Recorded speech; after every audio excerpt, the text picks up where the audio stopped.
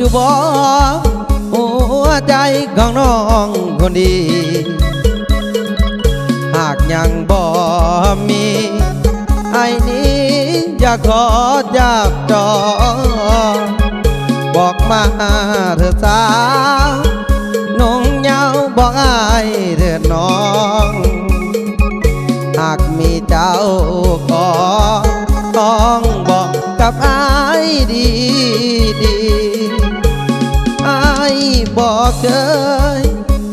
หักกับใบจากคนหรือน้องบ่สนบ่คนจนอย่างอ้ายนี้มาหักกับอ้ายได้บ่นวลน้องคนดีผู้ชายคนจนคนนี้จะหัก